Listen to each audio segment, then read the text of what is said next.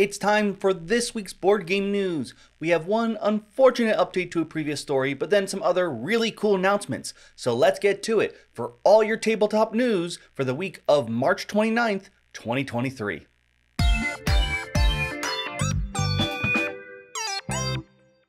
Our first story is a continuation of a previous one, and unfortunately it's only going to get worse than when the first story left off.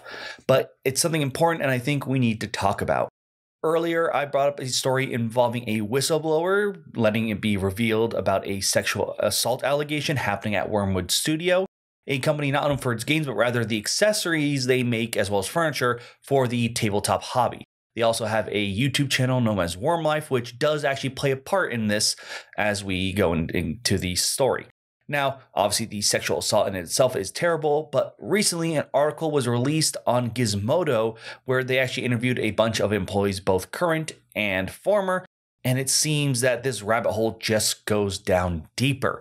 And one of the biggest problems is it seems all of it seemed to revolve a lot around two people very high up in power, Doug Costello, who's one of the co-founders, as well as Bobby Downey, who is the social media manager, as well as the head sort of studio producer of said show I mentioned earlier.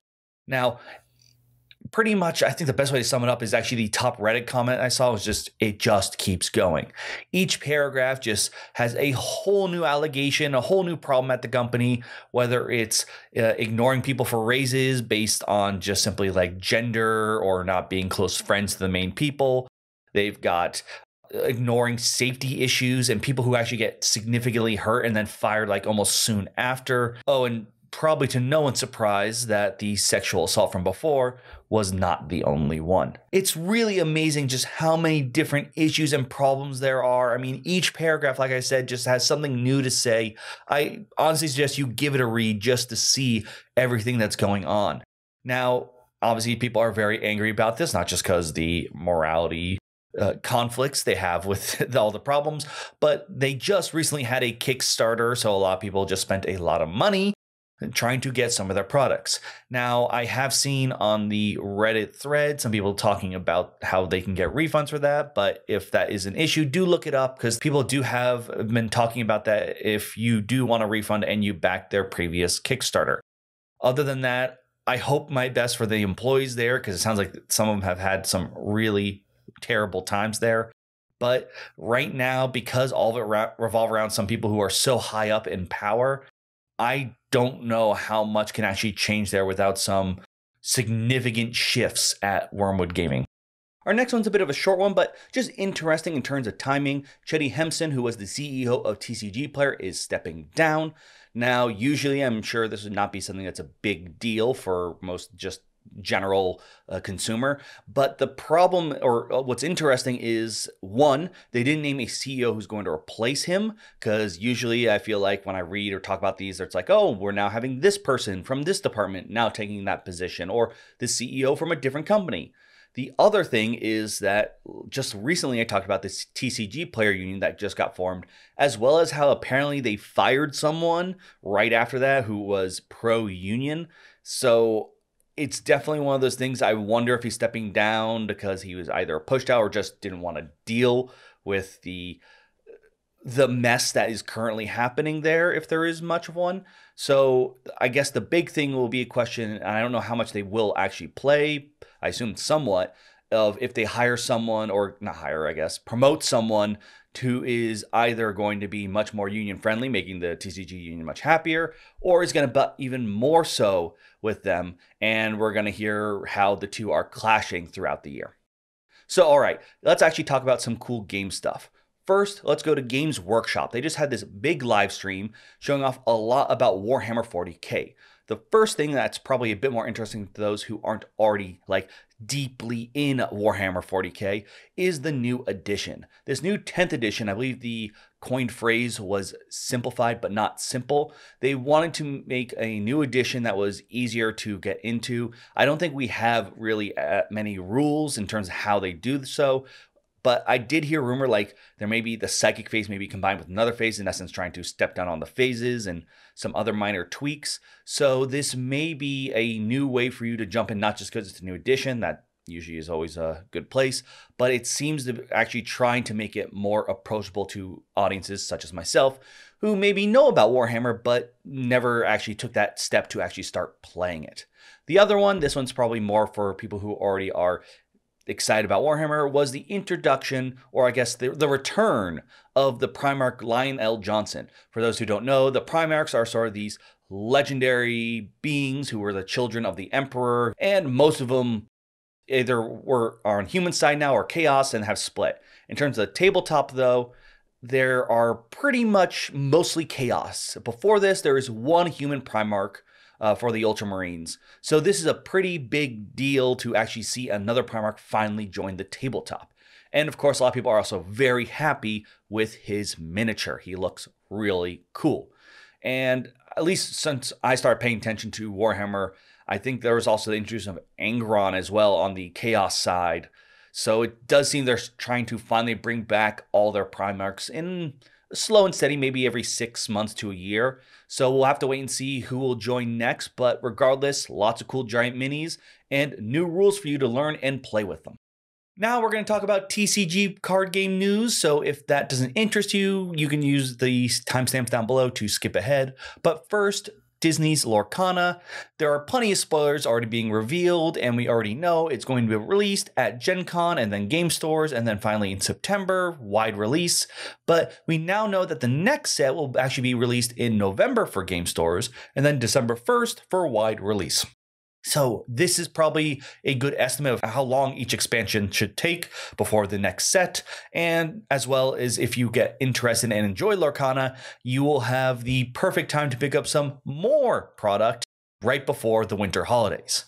Our next story is for Magic the Gathering. They've got a bunch of stuff going on. First, they have wrapped up their Phyrexian March of Machines storyline. I'm not going to spend too much time on that, otherwise I will spend the entire video just letting people know my thoughts on the story.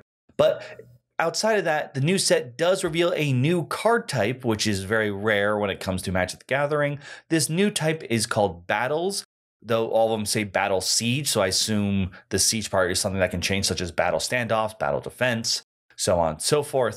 Something that is meant to represent these large chaotic battles in Magic's storyline. You usually, or at least all of these, you give to opponent, and if you're able to remove the counters on them from, I think, damage, then it'll flip into giving you a new powerful bonus, be it a creature, enchantment, something of that sort. These sound really cool, both from just mechanically, but also a theme perspective. This is a great way to represent some major moments in Magic's story history.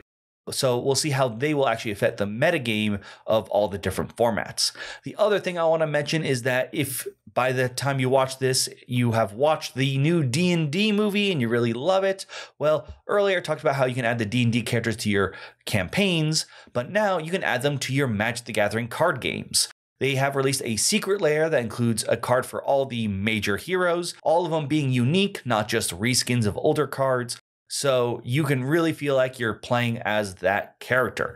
Now, the secret layers are for a limited time, and as of now, I've heard mixed reports on whether they're going to release in-universe versions of those cards. Not likely because they own D&D, or if they'll reprint them later on. But if you enjoy those characters or just generally the movie, this might be a fun way to add those cards to your deck, be it for any of the other formats or most likely as a commander. Finally, I want to talk about the Digimon card game, my little pet card game I enjoy. Now, there have been new sets coming around, but the new starter decks that were revealed in Japan have some major important shifts that are actually changing not only just a new keyword, but also the turn structure. First, and this one's not as important, but we're now getting mulligans in the game, which is nice, so you can try to get a better hand.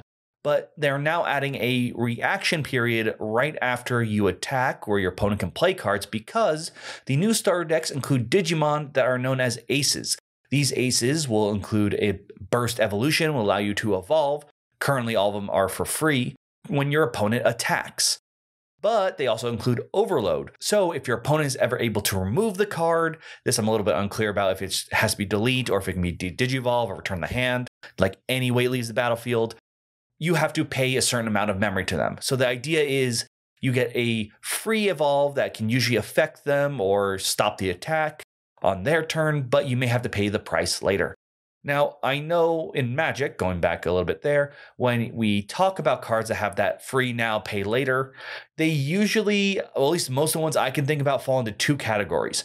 Never played because the pay layer is too high and not worth the zero, or it warps the meta and everyone considers it like a must have in their deck. I'm thinking your Summoning Pack, Force of Wills, unbelievably strong cards.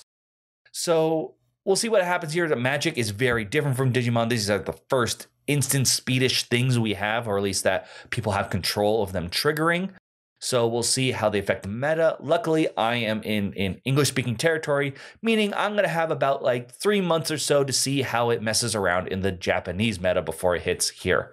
One other thing though, and this one actually to me is a much bigger important change, is that one of the big problems with Digimon is it's not colorblind friendly. There are 6 colors, but there is technically no way outside of the actual color to know about it. Now in the top left cost, there's going to be a little symbol wheel that will pop out a certain area where like all red cards pop out here, as well as I assume, because we've only seen the Japanese ones, red written in there, as a way to make it a bit easier for those who are colorblind to know what the actual colors of cards without, feeling bad that they can't see a specific color. So really happy that they finally have added that, and hopefully future cards will have reprints of that with the wheels so people can still play with older cards with that symbol. So great changes all about, as well as a new interesting mechanic that may or may not shift the current meta. Now onto the board game announcements. The first one, a bit, at least for me, was interesting, was River of Gold. This is actually set in the Legend of the Five Rings universe. That was actually a LCG from Fantasy Flight Games a while back involving samurais and magic that they ended. So I'm wondering, this means that the universe is going to be revived in other ways from, I think this is not from Fantasy Flight when I check, so I'm very curious to see what happens. This one, though, you play as merchants along this famous river, and I'm curious whether you'll have to try to court the different clans to help you, or whether you'll actually be a merchant just beneath the banner of the clan, but you're just not the warrior, you're the merchant. So interesting to see what happens there and whether that will continue to spread and bring back the world of the Five Rings. Next, though, are 2 huge sequels. The first one being Descent. We have Descent 2, The Betrayer's War. This is the sequel to the previous new version of Descent that uses the app as your sort of mastermind. But supposedly the setup and the dungeons you go through are going to be even crazier, and I think they said over a foot tall, so a lot more vertical space being used there. The other one being the Clank Legacy Acquisitions Incorporated is getting a sequel. So for those of you who are more on the deck building side and really enjoyed that penny arcade style, well, you got a whole new story to go through. I admit I haven't played the original Clank Legacy, but I really do enjoy Clank, so maybe this is the time that I need to hop on to the original Clank Legacy. But now it is time for Kickstarter Pickstarter. Let's see what projects that we can take a look at and maybe that you should put some money towards. Our first project is on GameFound, and honestly you may have already heard of it, and it's The Elder Scrolls Betrayal of the Second Era. This is set in the world of Elder Scrolls, where you will craft your own hero to try and save the day, depending on which area you actually choose to explore. It seems after you make a character, you will actually choose a different area, so meaning there's replayability, as you may save the day in the Black Marshes, but may need to fight a new evil in Morrowind or Skyrim. Obviously, this has heavy RPG elements where you'll be fighting each other and actually using health disc, it seems, under your character disc, so you can sort of see who is more alive, who is more dying. And of course, I'm sure those who are more entrenched in the Elder Scrolls lore will be very excited to try this, though I wonder how many of them are going to be a bit more shocked when it comes to the price. To get the base game alone, it is $195, and of course there's an expansion and many more add-ons for you to throw in if you so choose. Next, we're heading to Backer Kit with Wild Gardens. This game from Rose Gauntlet Entertainment will have you exploring and gathering ingredients in order to cook them and give them to people you meet along your journey. You will actually go to different real-life locations, which could affect which flowers and ingredients are available, as well as which powers you'll have access to. The thing I'm most excited for, though, is actually their solo storybook, as their previous game, Keystone North America, had actually a really strong solo mode. Strong enough that I believe it should be the main mode to play that game, and while I haven't tried the game mode for Wild Gardens, I am very excited to see how the solo scenario stands up, and I am looking forward to seeing how it plays. If you want to buy this game, it's $50 for the base, and there's more, though, you can throw on for expansions or extra premium tokens. Or you could be like me and have to spend more just from looking at the Kickstarter, as I am now very hungry after seeing all the delicious recipes. Those who watch the news regularly knew this one was probably coming, as Unmatched Adventures is now live on Kickstarter. Unmatched Adventures Tales to Amaze introduce a new cooperative mode to the Unmatched series. You can play as any of 4 heroes and fight against 2 major villains, Mothman or Martian invaders, each with their own special rule sets, and then you can throw in some minions to help them along the way.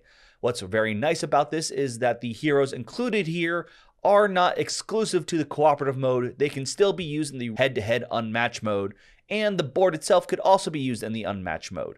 Or if you prefer the cooperative mode, the heroes used in the competitive mode be thrown in here. More or less everything mixes and matches to whatever you see fit. So it does not need to be something separated. You can still throw everything together and have a fun time with all these characters.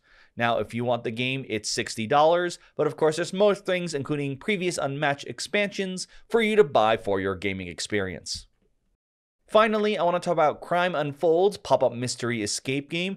This actually is an interesting sort of 3D aspect in which not only will you be getting an envelope with clues and hints, but there'll be a sort of pop-up murder scene which you can look around, investigate, even like lift drawers and lids and look inside, and maybe some other ways for you to unlock and see hidden clues. This sounds like a really fun, cool aspect, and I've actually played a previous escape sort of style room from Key Enigma, so I can say they have some really cool, clever components and mysteries for you to solve. Now, there is a base game set up for about $71. This includes 3 to 4 rooms. I'm unsure about that 4th room, if it's a stretch goal or just not shown up enough that you can get. But there is a special Kickstarter expansion that is going for about $98 that includes 2 other rooms and some more characters. I also want to point out that apparently they're only making a set number of these, so this might actually already be sold out by the time you go and check it out. So maybe go and look at this one right now if it sounds interesting to you. Finally, there are projects ending, sort of related to the Clank Legacy we were talking about earlier. Acquisitions Incorporated also got a Pocket Paragons expansion, which you can go back. It's a fun, quick combat game that actually celebrates characters from other board games, which I think is really cool. There is also the special playmats I talked about for Frost or Gloomhaven, and the Walking Dead RPG I brought up a little while back are also ending very shortly. Then there's What's That One? This is actually one I did a preview video for, so you can check out if you want to know more. That too will be ending, so if you think any of these projects look interesting to you, you don't have much time left, so go look at them now. That's all we have this week. Let me know your thoughts on any of this. Are any announcements exciting to you? Are you a fan of trading card games, and one of the ones I talked about are ones that you're planning on playing? Let me know your thoughts and how that affects your gameplay, whether you're going to make an all battle deck for Magic, whether you think Ace is powerful or weak for Digimon, or of course, if you are just excited with all the new spoilers for Disney's Lorcana and can't wait to get your hands on the cards. Let me know in the comments down below. I greatly appreciate it. And of course, a like, share, subscribe are always useful and important. But for now, that is all I have. Thank you so much for watching. And of course, to all my patrons, thank you for being rollers there for me. You continue to roll forward and help me out. But that's all we have. I'll see you next week on the News Roundup.